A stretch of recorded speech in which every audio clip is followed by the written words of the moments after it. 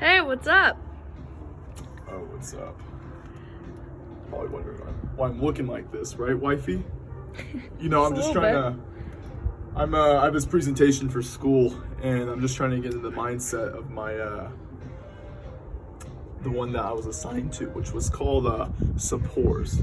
Now, honestly, when I first looked at it, I didn't even know how to pronounce the name, let alone understand what they were. So there's a couple questions we're going to address here. One, who are the Sapors? Where did they come from? What does the name even mean? Second, did I really spend 10 minutes trying to make this fake cigar? Let's talk about it more. We got some Kendrick Lamar playing in the background over here, you know?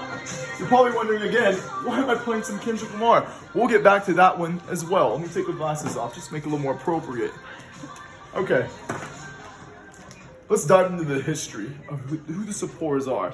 In about mid-1950s, the Sapors were heavily influenced by the French because that's when the French started coming over there to the Congo, which is where they are pretty much maintained and pretty much from completely. But there was a revival back in the 1990s. Mid-1990s is when the Sapors really started to find themselves, gain their identity again, back like they did in the 1950s. So now, that's a little bit of history.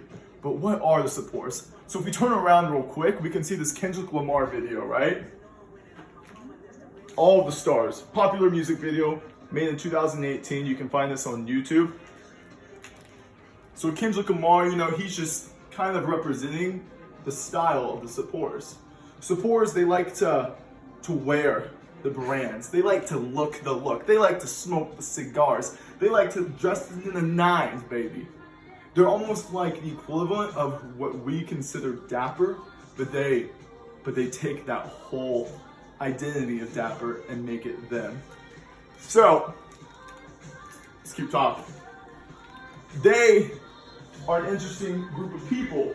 There was in a YouTube video talking about the Sapors, and I believe it's called Kennesaw is one of their cities where a lot of them really are based. It talks about in the video how the Sapors would rather go hungry. They could go hungry, starve themselves, because what they're wearing feeds their soul. Now that, to me, is kind of out of the ordinary. I like my food too much. But these guys, yeah, you can see the fridge. But these guys, it's mainly dominant in the men.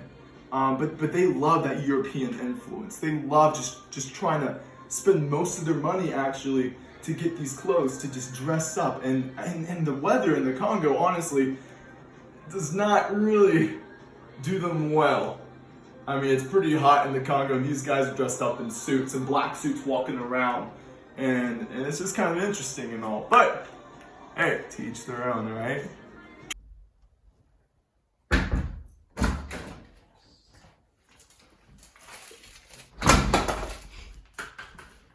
That's right. Take the outfit off. It's getting kind of hot in here. And I actually want to specifically now talk about some things on the sheet that I wrote down, just so we make sure we get some good discussion going on. I want to get some good facts on paper to give you guys. So as I was researching, for one thing, I really enjoyed something that BBC came out with. It was pretty much just a huge gallery, what the Sapors look like down in the Congo. Just, as I mentioned, dressed to the nines. My old outfit, I mean, honestly, half of that was my wife's clothes that I was finding around. But these guys, they spend money on these outfits. It's insane. I was reading another NPR article, and it talked about how the poverty line, I believe, is about 65 or what was it? Yeah, 45% is below the poverty line. And you have these kind of guys who are buying crocodile shoes for $1,400, like it's nothing on a pair of Croc shoes, That's just one of the interesting things to me about these group of people. Another thing I want to talk about, I was looking it up. There's not a lot mentioned about these guys, and I think that's another reason why it was so hard to even pronounce their name, is because I've never heard of them. So I had to go to good old Wikipedia just to start digging up some good information. And something that I really enjoyed was something that the French actually coined the name, because they are heavily French influenced. They're actually called la sape, which in French, la sape means to be dressed up. And these guys, they take on the name. It's called the Society of Ambience Makers, and it's just an inelegant people.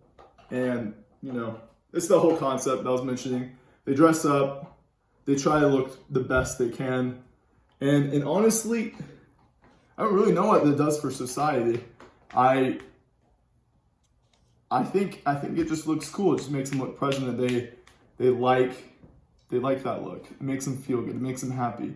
A lot of the things I was reading was talking about how they're happy. They feel good about themselves. Let them do what they can. Let them spend all of their money. And a lot of the people in the Congo who do own businesses, that's their hobby. That's where they spend most of their money, is feeding it back into their clothing hobby. And yeah, they speak French. They speak different dialects of it. I believe there was 4 different dialects that branched off from just the main French language that they speak over there. But yeah, in all honesty, I think it's important to learn about these guys because it's just a group of people. Like in the beginning of the assignment said, we're learning about a group of people that you're not familiar with. And I think it's always good to not only familiarize yourself with it, but to be respectful and understanding. And that's what I really took out of this. And I think that's something we can take out of everything that we do learn from everyone's decisions and everyone's hobbies, is that. And yeah, stay cool, y'all.